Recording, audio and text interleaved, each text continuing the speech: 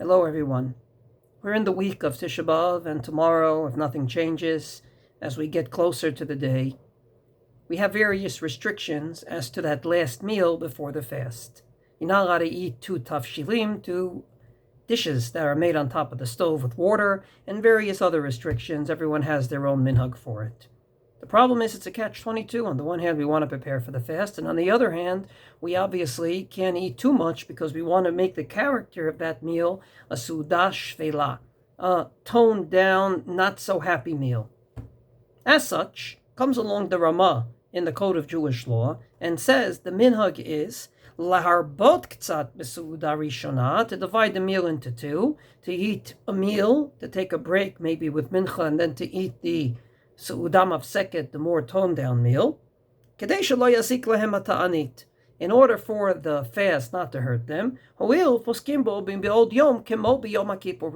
because obviously the fast starts a night before, unlike the other, what we call minor fast days. So we have to eat a lot and drink a lot in order to get through the fast. That's what the Ramah says. Comes along the Magen Avraham, one of the interpretations on the Code of Jewish Law, and says that's not the reason. Just like on Erev Yom Kippur, Rashi says that there's a mitzvah to eat to prepare for the fast, but comes along other Rishonim and say that's not the reason. Says the Magen Avraham, the reason for having such a big meal before the fast, albeit without meat and wine, albeit obviously within the restrictions of the 9 days, is, and I quote, during the second Beis Hamikdash, Haya Yom Tov Tisha B'Av. Tisha B'Av was a Yom Tov. It wasn't a day of fasting. There was a temple standing. V'hayu marbin b'suda, afachshav, v'hayu marbin b'suda, and they indeed had a very large, elaborate meal. And therefore, afachshav, even now, lo zaza mimena liot b'zikaron. In other words, even now, we indeed have this big meal. Why? Because we have to remember as we go into Tisha B'Av that these days, Yahafech b'mheira b'yameinu l'sasonu l'simcha, God willing, Tisha B'Av will turn into a yontiv. In a word, just like on Erev Yom Kippur, there are those that say that the meal before the fast is because we're supposed to have a meal on Yom Kippur. It's a yontiv, but we can't, so we have it on Erev Yom Kippur.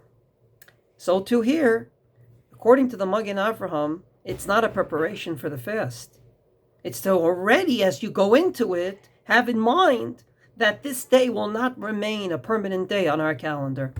Maybe that's the reason why on Erev Tisha B'Av at Mincha we omit Tachanun, because it's called Omoed, not because it's a Moed right now, but because it will be.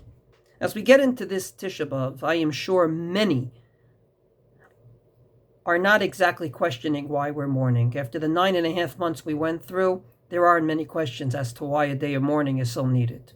However, even as we go into it, we have to remember that the mourning will eventually turn into sason v'simcha, that the mourning will eventually turn into happiness, that even though we've lost so many precious souls this year, and we will mourn for them, we also have to remember that, thank God, we have a state of Israel and security forces watching after us. Yes, there was a big failure on Shmini Atzeret, and I don't belittle it. But no, we can't just look at the first few hours of that day. We have to look at the latter few hours when we fought back. So as we get into Tisha B'Av and eat that final meal, or meals, let's indeed remember the first meal, to have in mind that Tisha B'Av will turn into a yontif. The second meal before the fast, with the one tafshil, the eggs on the floor, whatever your custom is the reality right now. In a word, the second meal is what is. The first meal is what will be.